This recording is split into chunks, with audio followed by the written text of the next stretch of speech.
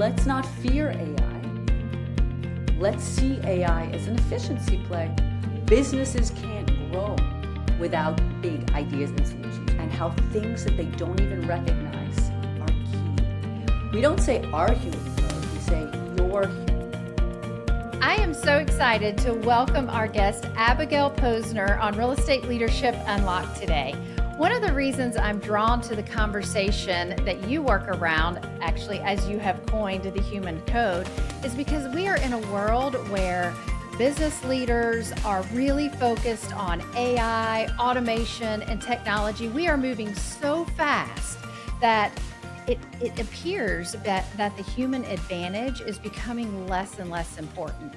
In fact, it actually is what determines what direction we're going in the business.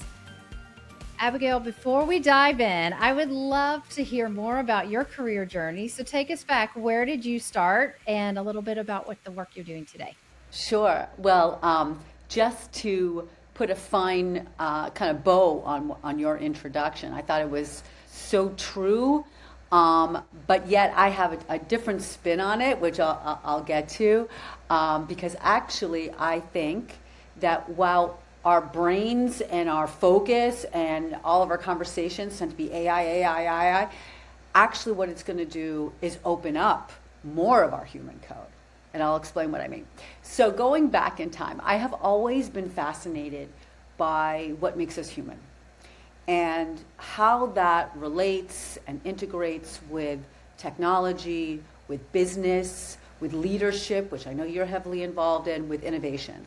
And so I took that fascination to Harvard, where I studied social anthropology. They have a very good anthropology department. And anthropology is basically the study of why people do what we do, right? Like, why we marry the way we marry, or why we wear what we wear, right? And I actually studied something called economic anthropology, which is really about why we value what we value, right? And I loved it, and I took that fascination to advertising, where there I studied why people buy what we buy, right? And you start realizing, like, all these areas of commerce, they're so determined by our values, by our sense of humanity, right? Even though we think everything is, analytical and numbers oriented, you scratch beneath the surface and you see how much our human code, enters the scene. So then I actually went to Google, and there I was supposed to sell Google to our advertising agencies and our clients. And what that meant was like our platforms and our technologies and our insights.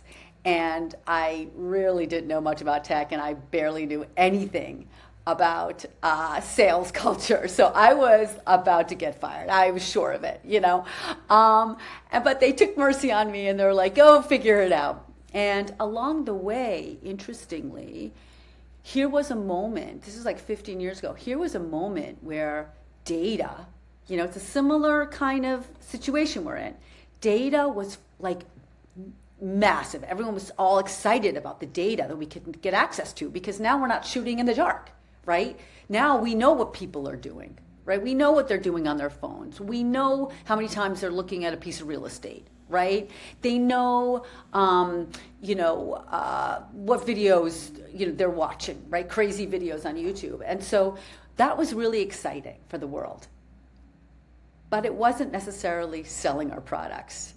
And I'll never forget this one guy. I was doing this listening tour with a bunch of clients, and just to figure out, what am I going to do with my life here at Google? And this one guy said, you guys give us a lot of data, but you never go deeper than that. Because it's not enough to stop at the data. You have to interpret the data, right?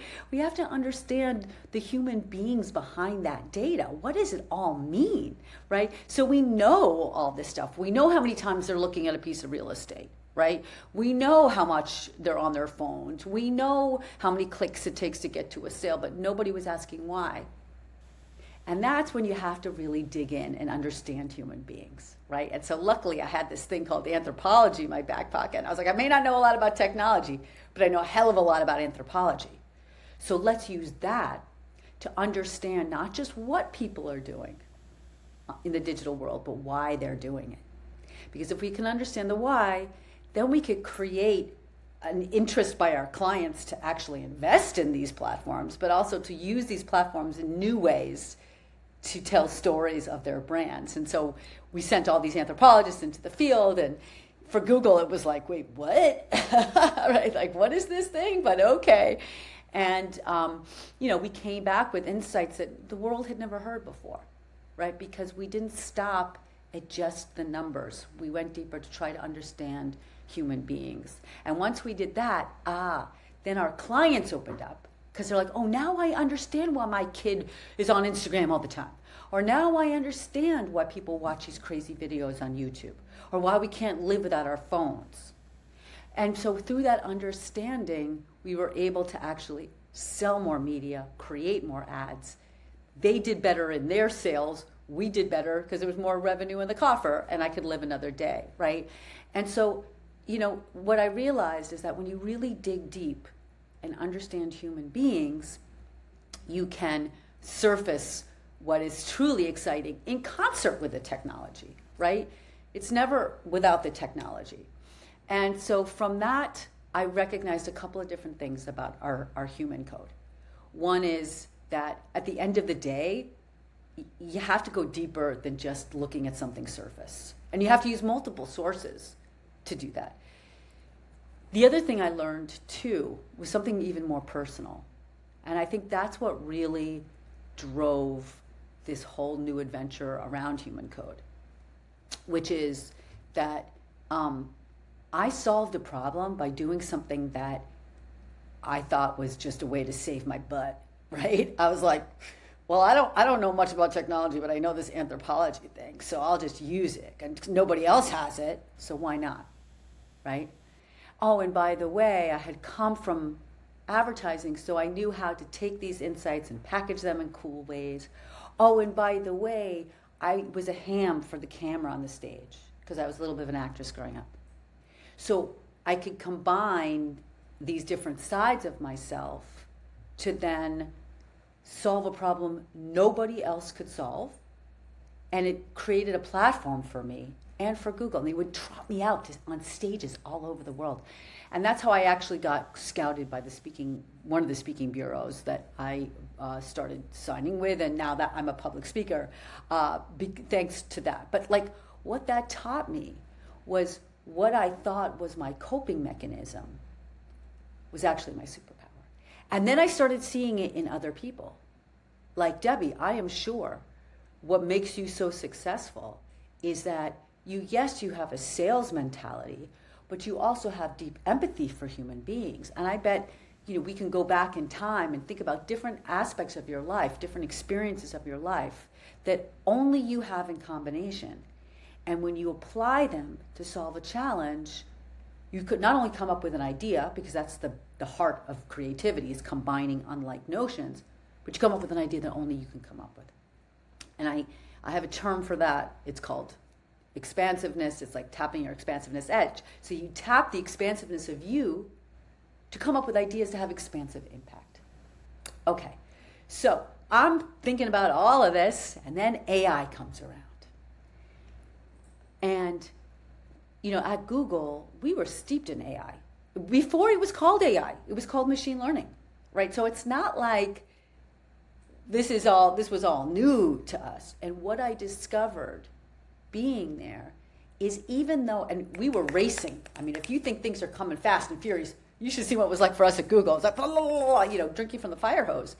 And no matter what made you succeed was, sure, you had to get yourself acclimated and adapt to the technologies, but what made you succeed was how brilliant you were as a human being, the ideas you surfaced, the ability to galvanize people around those ideas, the ability to, I learned at Google the whole notion of socializing ideas. That's the same thing, right? So it wasn't, was your facility with tools at 100%, because therefore that's how you're going to stay successful. No, the tools are the tools, right? Of course you're going to learn the tools, But what do you do? How do you tap what's inside of you? Your leadership skills, your empathy skills, your management skills, your creative capabilities, your resilience, your adaptability. How are you going to tap those to make the most of these tools and use those tools to even enhance them further? So now I'll go full circle to your question, which is, so you clearly see, I truly believe in the importance of understanding and tapping what is unique to human beings, that what I call that human code. Those aspects of ourselves that no algorithm can copy, meaning our experiences, our emotions, our leadership skills, our ability to discern if that feels right or that doesn't feel right, our sense of etiquette. I wrote last week, I published a piece about how there was an article in the Wall Street Journal, how now all these tech bros realize, oh shit, they have to learn, well, like what wine glass to use for what wine, you know? And it's like, you can throw all that at them, but do they have kind of those little discernment aspects to themselves to know how to then hold the glass and, you know, give people a sense of, a belonging while they're drinking. It's not just about what drink to use for what dish. It's like, it's all about how you bring people into that relationship and that conversation around the fish and around the wine. Anyway, so I learned that not only is technology and AI going to separate, right, those who have those human elements, those human codes from others, because AI is going to do so much of the thinking, the intelligence gathering. So you need that. But actually, AI is also going to enhance those things and reveal things that we didn't have time to reveal. So meaning, our sense of creativity is inherent in all of us. But now we have not only the mind space to focus on it because AI is taking over the rote stuff, but AI is also helping us think through our creative ideas and think through how to package them and tell them to the world, right? And more than that, it's helping us also realize that these human skills we have inside of us that maybe we let atrophy are actually so important. The ability to exchange a sense of energy and excitement and charisma, all of that. Yeah, we know it's cool. I guess you should do it. Yeah, take an executive presence course. Yeah. But now that's going to be hugely important because a computer can't copy that. So I think in essence, learn the tools. Of course we should learn the tools. But learn the tools so that you could either make your life more efficient to focus on the human stuff and or help you really, expand the human stuff, which is what I do every single day. What's interesting, you said so many things there that I know, it was a mouthful. No, but it gives hope to those people out there who are creative or who have kind of depressed their creative nature because of whatever position they've taken on. For so long, the data industry has been huge, and it's a skill set, right? So we can learn the skill set to take the analytics from this thing to turn it into that thing, and then we have to figure out what is it saying. The biggest thing you're saying here is it's the why and the how and the who and the tendencies and all of those pieces where the data is getting us now. It used to get the data. We used to have to do a lot of homework, right? We started with the green pads that had all the boxes that we had to fill in. And then we went to, graphs and spreadsheets. Excel came out, the spreadsheets were awesome, but then you had to figure out how to share it from page to page. And now you turn on Claude AI and you click all the tabs at the top of your computer and well, bam, you got all the information you need. So there's hope out there for the creative soul who oftentimes have reserved themselves as artists or marketers, just as naturally creative people to say, hey, I could actually get back into, and I think this is a skill for business leaders to tap into, who on my roster has this creative side of them that can take, like you're saying, packaging and leaning into the vulnerability and empathy of those out there for whatever the product is that you're working to push, right? So when you think about leadership from a whole, as a standpoint from a whole, what are some of those, I don't know, problem solving skills, or how are they leading teams or growing companies to tap back into the creative side versus being stuck in the, some of them fear that AI is going to take over their jobs. Totally, totally. Well, I posit that everyone's creative. And it's inherent in all of us, and we learn to create way before we learn to code. It is in our brains. And neuroscience can back that up. Some people feel like they have been relegated to non-creative roles throughout their lives. Maybe they're not a musician. Maybe they're not an artist. That doesn't mean they're not creative. Because creative is coming up with unique ideas and solutions. And in this day and age, especially in the world of AI, where things are moving so quickly, one has to come up with ideas and solutions. Businesses can't grow without big ideas and solutions. You can kind of replay the best practices if you want, but you're not going to get too far, right? So if you're going to come up with big ideas and solutions, they can range from, how do I come up with a new product, to how do I get my team to feel more secure in this new era? Those are questions that need solutions, and creative brains need to solve them. And it doesn't have to be one type of person or another. Do I think maybe some people gravitate to certain aspects of the creative process? Sure. Like you said, coming up with cool language to package it, or visualizing it. But all of those are elements of the creative process. It's not core to the creative process, right? So I think the first thing I tend to do with so many of the leaders that I work with is I say, wait a second, remember, you are creative. It is not something that you have to either go and take a 5-year course for, or you're born with, and either you have, you haven't. No, you have it. Okay. But the question is, and this is one of the things I have a bit of a challenge with. Now, everyone's talking human and AI. Everyone's saying, oh, no, you should get a degree in the humanities, and love it, love it. But the question is, though, well, what does that look like? What does that mean I should tap my human code? And that was your first question. It was like, what does that mean, and how do you do it? So sometimes we don't realize we have these instincts inside of us. And even if we do, well, what do you do? What does that look like? And so, I won't take you all down the rabbit hole of what I talk about. I have a whole narrative all about cracking creativity. I call Wired to Create, but it is about, there are inherent skills inside of us. We don't even realize we have them and that we deploy them. We don't even think that they are the cores to creativity, but we have them. And I kind of help people become aware of them so that they can use those elements to solve whatever challenge they have in front of them. And as I said, it could be a business problem. It could be a world game-changing problem.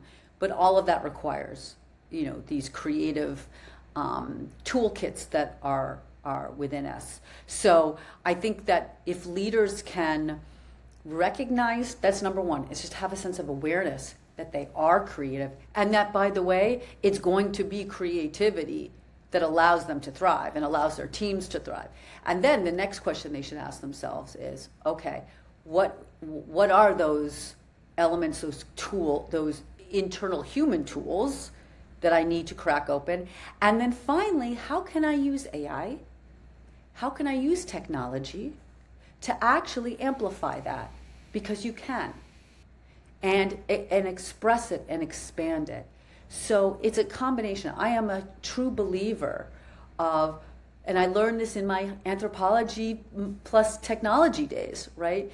That just as much as technology enhances us, we also enhance and evolve the technology to meet what we need. And there's a lot of research around that. So we are agents of our lives. We are agents of our future.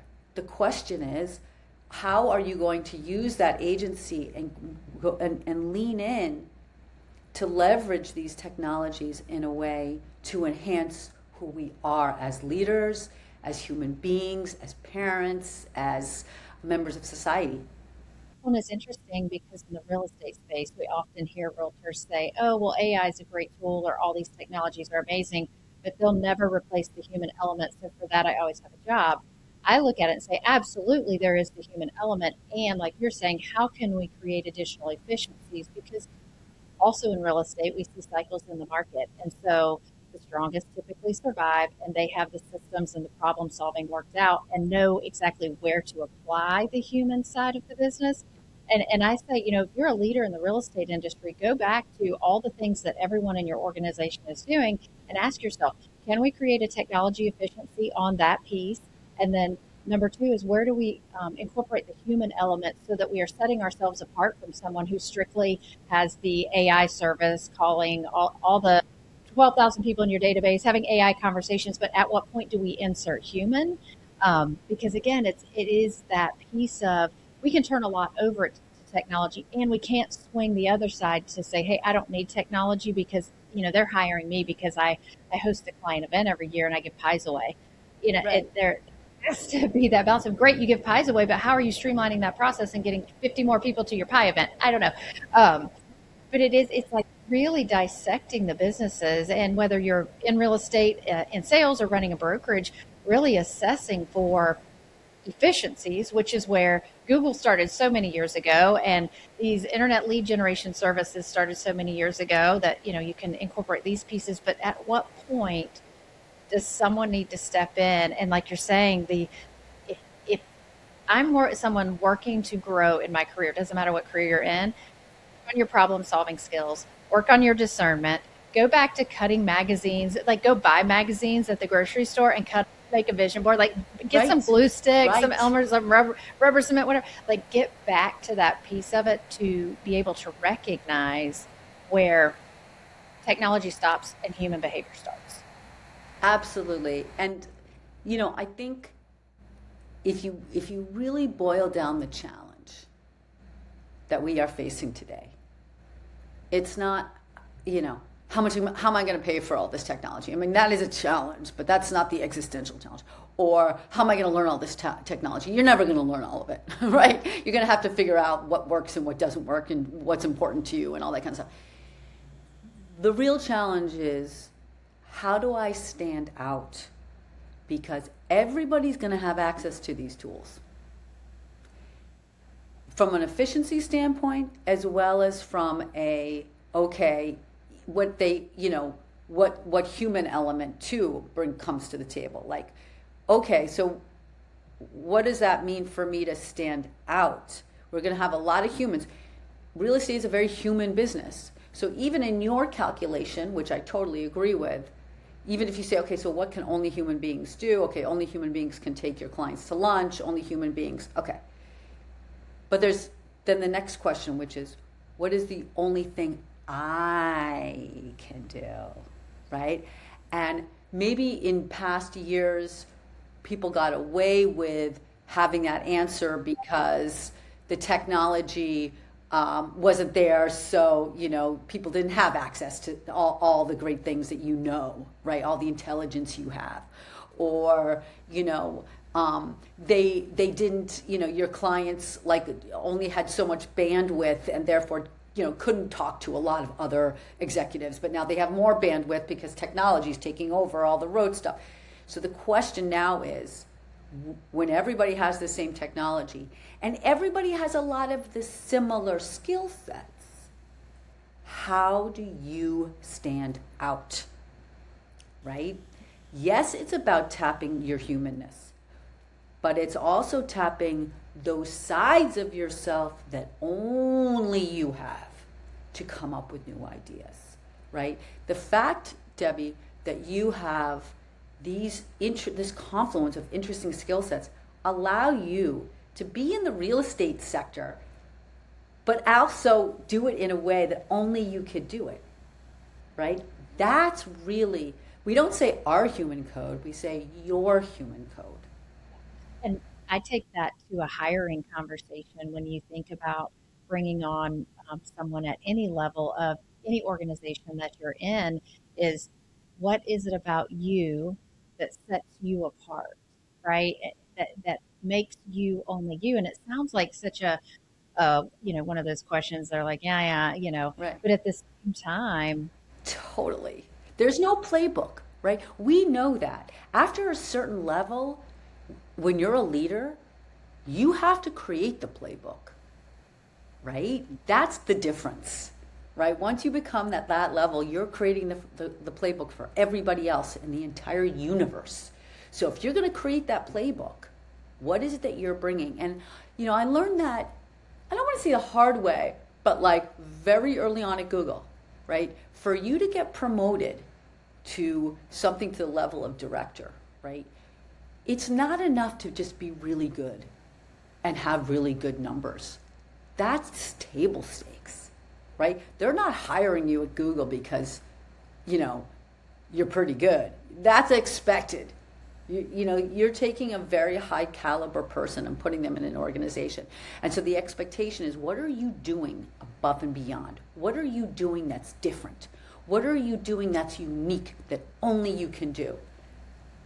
And so that's the bar I believe that we should set for ourselves. But the exciting thing about it is, it's not like you're going, oh my God, I better learn Mandarin, or oh my God, I've got to go now and figure out how to do quantum computing, all right, because that'll set you apart. But that's not what we're talking about. We're talking about actually going inside and figuring out what is it that we have at our disposal, and letting AI and other technology help amplify it. For leaders listening that want to create some additional interchangeability with the data and the human code in how they lead and communicate, what would be some communication strategies that you would recommend for them to go and apply to their teams to dig deeper into the human code of who they already have on their roster? Right. Well, one of the things that I love to do was, I would purposely hire people who had interesting backgrounds, right? So yes, I wanted their role-related knowledge, of course, but I was like, what else could be interesting? Interesting, it doesn't necessarily mean like cool, right? Interesting could be they were an army brat and lived around the world, right? Or they, actually grew up in a state that like I'm not familiar with, or maybe whatever it is, because all of those skill sets, all of those experiences have points of view, perspectives, best practices associated with them, right? So I would ask my team members to really think about their expansiveness.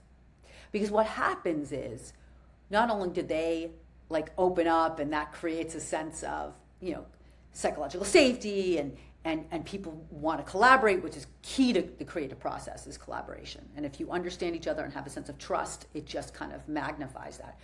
But more than that, if they can start applying and connecting each other's expansiveness, wow, right? So like, Debbie, tell me something about your background that you think could be interesting. Well, yeah, I was a swimmer for about 15 years.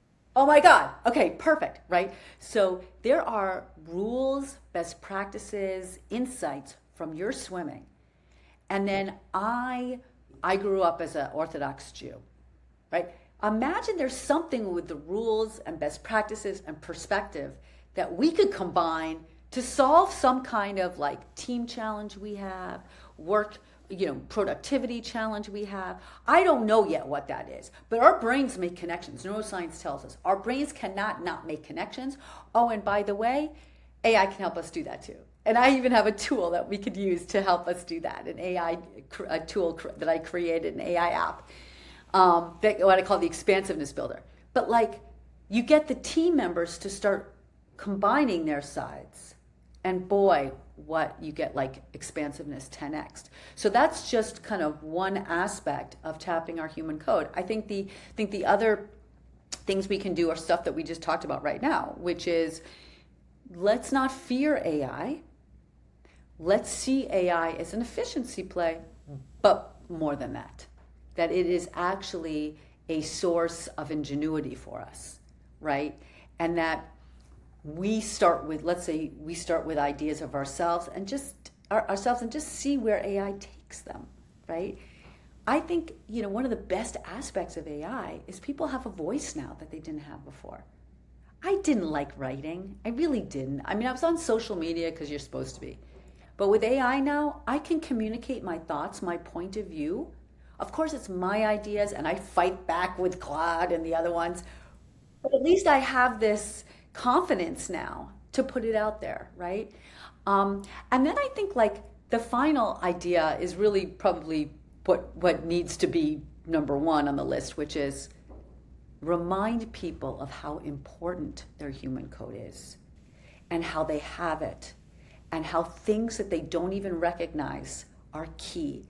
I wrote a piece a couple of weeks ago about how the meeting we dread is actually our superpower.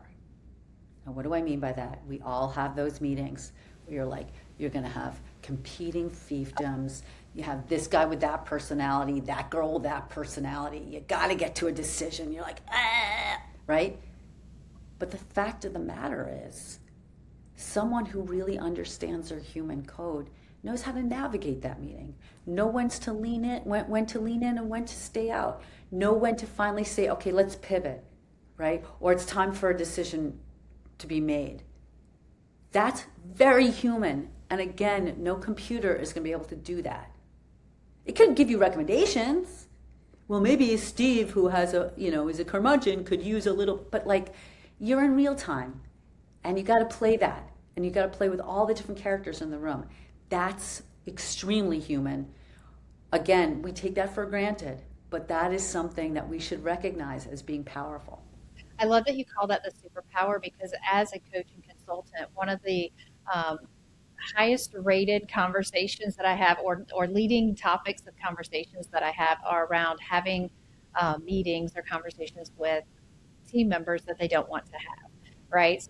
That conflict, care and candor, the whole nine yards there. And at the same time, take that as a superpower, right? Change that from, oh goodness, I have to have this and I don't want to how do we create strategy? How do we, like you said, lean in, step back, point out or don't, and it's one of those things that leaders just don't like having those hard conversations.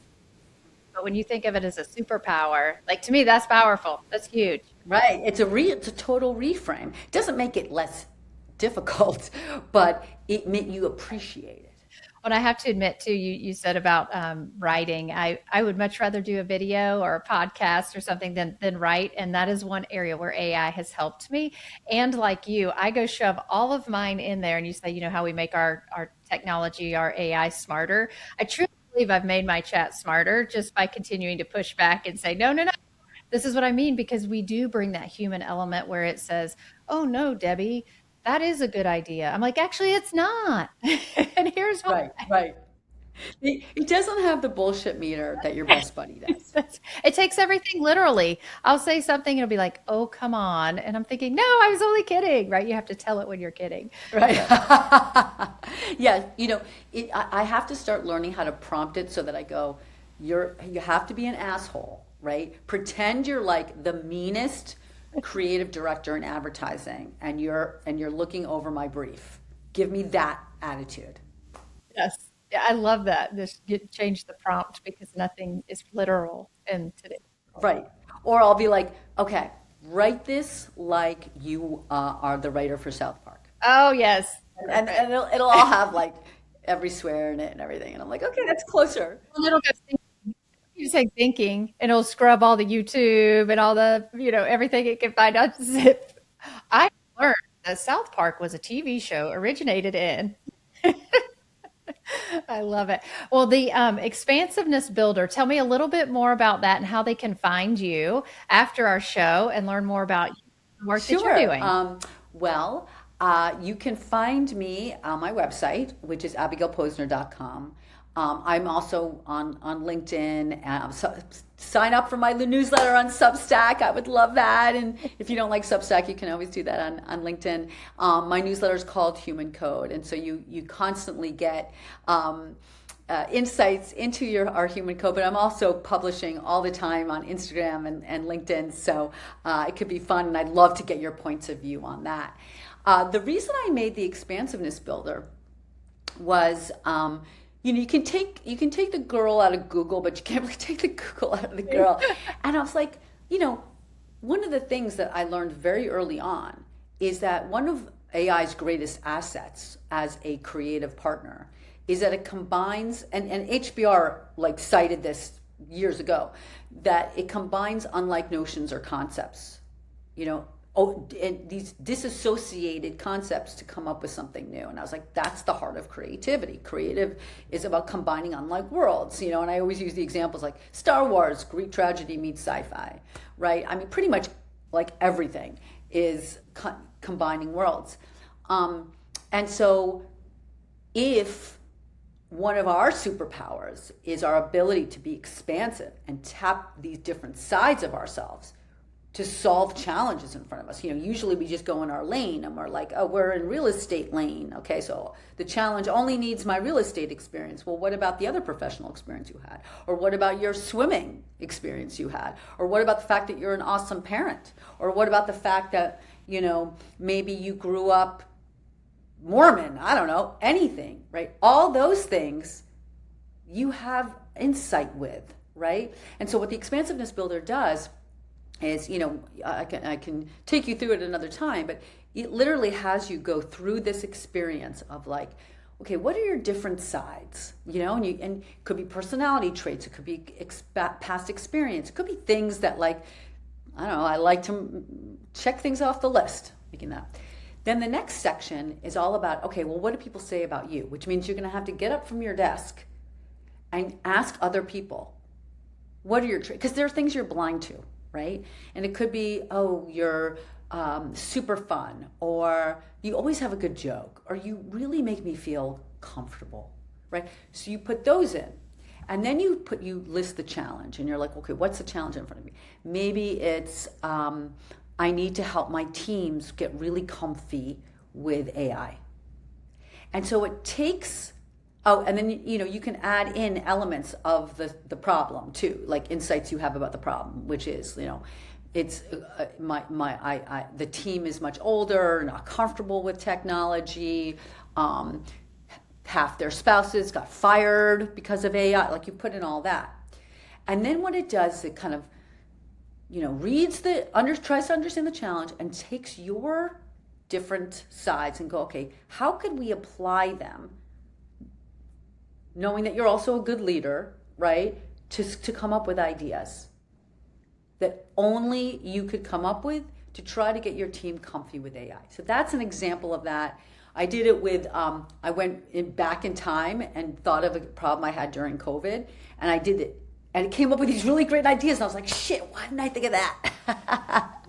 Oh, goodness, that's great. Well, and I think from this, I see as parting homework is to go back and do the exercise with your teams or your agents or whomever you're working with, and through the lens of go home today and think of 3 things about you that either we don't know or are specifically you, and bring those back.